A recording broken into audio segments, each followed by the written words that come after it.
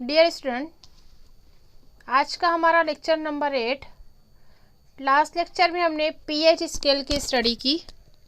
आज हम देखेंगे हाइड्रोलिसिस ऑफ सॉल्ट।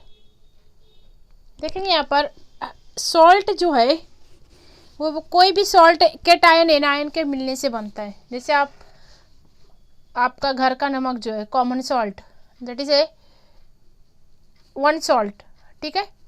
तो यहाँ पर इनकी जब आप हाइड्रोलिसिस करते हो, हाइड्रोलिसिस मीन्स पानी में डिजोल्व करते हो इसको, तो इनका आयंस का अलहदा होना एक चीज़ है, आयोनाइजेशन जिसको कहेंगे, और दूसरा है हाइड्रोलिसिस ऑफ सॉल्ट, ठीक है। जब ये हाइड्रोलाइज होता है मतलब यहाँ पर पानी से जब इसकी रिएक्शन होती है तो ये केटायन एनायन से देता ही है, साथ ही साथ ये वापस से वो सॉल्ट बनता है। जैसे यहाँ पर अगर मैं एग्जांपल लेती हूँ, NaCl को हमने पानी में डिज़ोल्व किया, ठीक है, तो यहाँ पर ये Na प्लस Cl माइनस ये तो देता ही देता है, साथ ही साथ वापस से ये क्या होता है, Na प्लस Cl माइनस बना देता है एट इक्विलिब्रियम, ठीक है। तो इसको कहा जाएगा हाइड्रोलिसिस ऑफ सॉल्ट, ठीक है। आयंस का दोबारा बनना, आयोनाइजेशन, ये एक्चुअल में न्यूट्रलाइजेशन रिएक्शन का रिवर्स होता है। जैसे हमने पानी में पहले डिजोल्व किया, इसको हम कहते हैं हाइड्रोलिसिस, ठीक है। अब वापस से ये सॉल्ट का आयंस का सॉल्ट में तब्दील होना, that is called a ionization of salt. इसको रिएक्शन कहा गया न्यूट्रलाइजेशन रिएक्शन, ठीक है। न्यूट्रलाइजेशन रिएक्शन क्या है? It is nothing but the reaction of acid plus base, ठीक है। This is called base, this is called acid. या आप 8वीं क्लास से पढ़ते आ रहे हो कि किसी भी एसिड और बेस को मिलाने से सॉल्ट और वाटर बनता है, ठीक है, जिसको अमल तादिल कहते हैं, मोतदिल, न्यूट्रलिटी, ठीक है। इस रिएक्शन को कहते हैं न्यूट्रलाइजेशन। तो यहाँ पर ये एसिड और बेस के मिलने से पानी और नमक बनता है, ठीक है। लेकिन अगर इसी नमक को पानी में डिजोल्व करते हैं तो इसको हम कहते हैं हाइड्रोलिसिस, ठीक है। अब यहाँ पर किस एसिड को मिलाया गया, किस बेस को मिलाया गया, जैसा कि आप सभी जानते हो दो टाइप के एसिड होते हैं, strong and weak, right, strong acid and weak acid, इसी तरह स्ट्रॉन्ग बेस, वीक बेस। तो यहाँ पर इनका डिफरेंट कॉम्बिनेशन, ऐसे हम 4 टाइप के सॉल्ट बना सकते हैं, ठीक है। 4 टाइप पे हम देखेंगे। पहली टाइप जो है स्ट्रॉन्ग एसिड और स्ट्रॉन्ग बेस के मिलाने से जो सॉल्ट बनेगा उसको हम कहेंगे a type of strong acid strong base salt, ठीक है। जो ऐसा सॉल्ट जो कि दोनों स्ट्रॉन्ग है, स्ट्रॉन्ग एसिड स्ट्रॉन्ग बेस, उसको हम कहेंगे salt of strong acid strong base. इसके आप कुछ एग्जांपल ले सकते हो, NaCl, ठीक है। अब NaCl में यहाँ पर स्ट्रॉन्ग एसिड स्ट्रॉन्ग बेस किस तरह होगा, जैसे यहाँ पर ये एग्जांपल लिखी हुई, तो आप कह सकते हो यहाँ पर Na प्लस आयन जो है ये कहाँ से आया, बेस से आया, ठीक है, NaOH से, और Cl माइनस आयन कहाँ से आया, HCl से। तो ये हाइड्रोलिसिस हुई। जब आप इसको पानी में डिजोल्व करोगे तो ये देगा NaOH plus HCl। Is that clear? इसी तरह यहाँ पर सोडियम सल्फेट, ठीक है। सेम यहाँ पर आप इसकी जब हाइड्रोलिसिस का, तो ये जो है Na कहाँ से आया, it is strong base NaOH से। इसको आप ट्वाइस ले लेते हो, अगर ट्वाइस NaOH तो ये देता है Na2। इसी तरह SO4 माइनस 2 ये कहाँ से आया, ये स्ट्रॉन्ग एसिड सल्फ्यूरिक एसिड से आया, ठीक है। Strong acid strong base, is that clear? तो ये एग्जांपल है सॉल्ट की। इसी तरह सोडियम नाइट्राइट, सोडियम ये फिर से Na प्लस कहाँ से आया, बेस से, NaOH से। NaOH इज स्ट्रॉन्ग बेस, और इसी के साथ हम अगर लेते हैं nitric acid HNO3 it is a strong acid strong base, is that clear? अब यहाँ पर जनरली यहाँ पर केटायन को पहले लिया जाता है, इसलिए हमारा बेस पहले आ जा रहा है, ठीक है। पोटेशियम क्लोराइड ये एक सॉल्ट है, it is a salt of strong acid KOH, बराबर, KOH strong base and HCl is a strong acid. Is that clear? Same KNO3 is also strong as base KOH and the strong acid HNO3. Is that clear? तो ये कुछ example है, जब हम इस salt को dissolve करेंगे तो एक स्ट्रॉन्ग एसिड मिलेगा NaOH और strong base NaOH and strong acid is HCl. Is that clear? Second type देखेंगे, द टाइप ऑफ सॉल्ट जो जिनके मिलने से बनेगा वो है एसिड और strong acid and weak bases, ठीक है। फिर से यहाँ पर स्ट्रॉन्ग एसिड जब हम इसे एग्जांपल में लेते हैं तो यकीनन HCl स्ट्रॉन्ग एसिड है और ammonium hydroxide strong weak base है। वीक बेस हम देख रहे हैं यहाँ पर NH4OH, that is called weak base, okay. Strong acid, weak base. Copper sulphate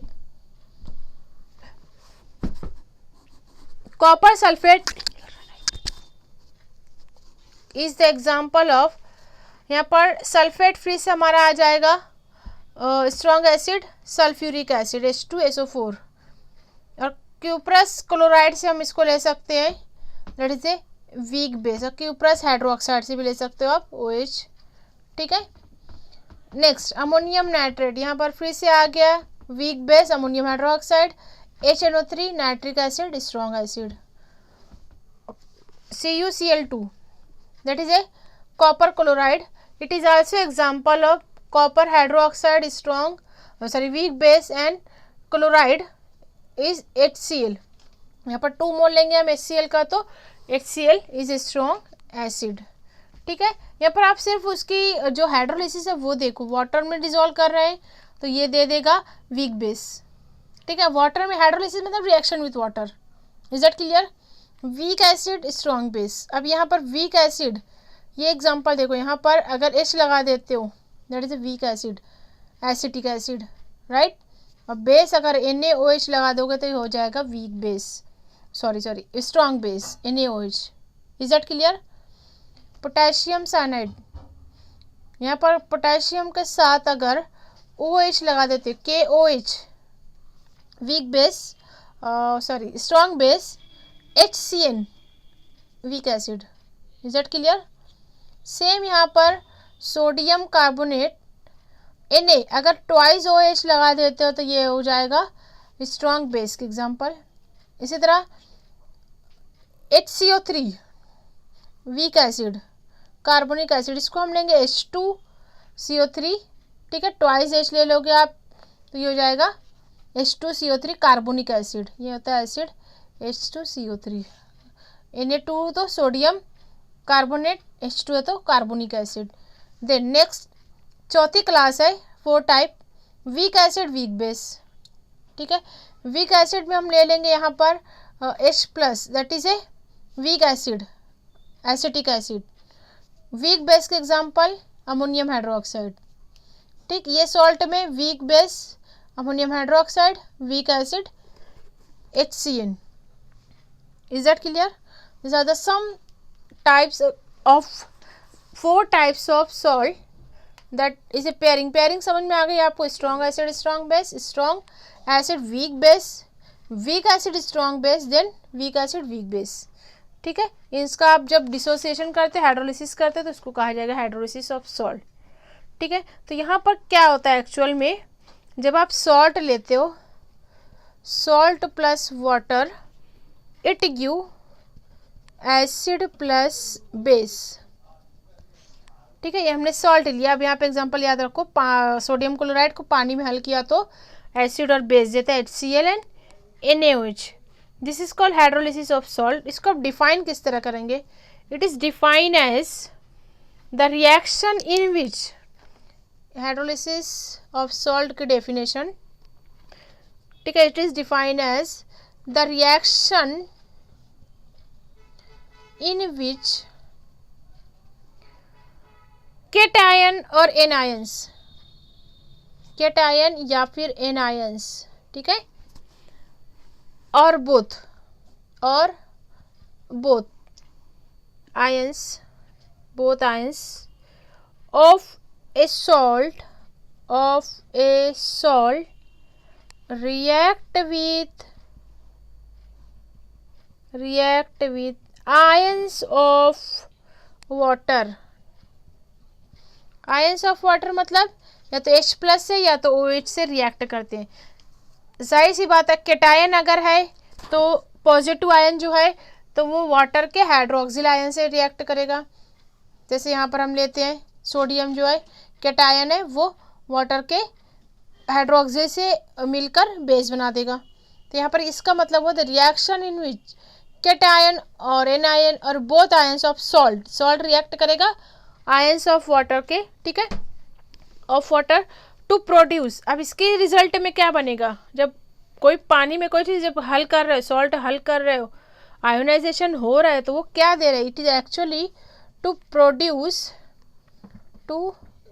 produce acidity और अल्कलिनिटी. बेसिसिटी को अल्कलिनिटी बोलते हैं, आप दोनों वर्ड याद रखो, अल्कलिनिटी, और even some cases it is a neutral, ठीक है, टू प्रोड्यूस एसिडिटी, अल्कलिनिटी और न्यूट्रलिटी. Is that clear? जैसे आप पहली एग्जांपल अगर लेते हो, आप स्ट्रॉन्ग एसिड स्ट्रॉन्ग बेस मिलाते हो, strong acid plus strong base, दोनों भी स्ट्रॉन्ग है, स्ट्रॉन्ग इलेक्ट्रोलाइट है, इनका डिसोसिएशन नहीं होता है, डिसोसिएशन कांस्टेंट 0 होता है. तो यहाँ पर इनका जो एसिडिटी होती है वो उसको कहेंगे हम neutrality. Strong acid strong base दोनों भी स्ट्रॉन्ग इलेक्ट्रोलाइट है. जो भी स्ट्रॉन्ग इलेक्ट्रोलाइट है तो वो कंप्लीट डिसोसिएट होते हैं. इसकी वजह से इनमें जो है वो आयनाइजेशन जो होता है मुकम्मल होता है, जो देते हैं न्यूट्रलिटी, ठीक है. जो एसिड और बेस बनेगा ये इक्वल अमाउंट में रहेगा तो ये सोल्यूशन रहेगा न्यूट्रल. Is that clear? ये टॉपिक आगे आपको इसमें सॉल्व करने के लिए लगेगा different types of buffer solution, ठीक है, कौन सा सॉल्ट इसमें डालना है कौन सा नहीं. अब इसमें भी फोर्थ टाइप जो है वीक एसिड वीक बेस, इसको भी 4 कैटेगरी में क्लासीफाई किया गया है due to on the basis of basicity, alkalinity and neutrality. इसको क्लासीफाई किया गया 4 क्लास में. ये हम अगले वीडियो में डिस्कस करेंगे कि यहाँ पर ये किस तरह इसको क्लासीफाई किया गया है. और अगला टॉपिक है बफर सोल्यूशन. आप लोग डेली स्टडी कीजिए, जो भी पॉइंट्स यहाँ पर आपको हैं वीडियो में मिल रहे हैं उसको आप अपनी नोटबुक पर लिखकर वीडियो को सुनिए. सिर्फ खाली बैठकर वीडियो को सुनना नहीं है, लिखते लिखते उसको आपको स्टडी करना है. बिना लिखे हुए आप इस पेपर की तैयारी नहीं कर सकते हो, तो ज़्यादा से ज़्यादा लिखने की प्रैक्टिस करो. और आप जब भी ये कंप्लीट होता है तो आप टेस्ट के लिए रेडी रहो, ठीक है. अगला टॉपिक है बफर सोल्यूशन, हम इसको नेक्स्ट वीडियो में डिस्कस करेंगे. Thank you.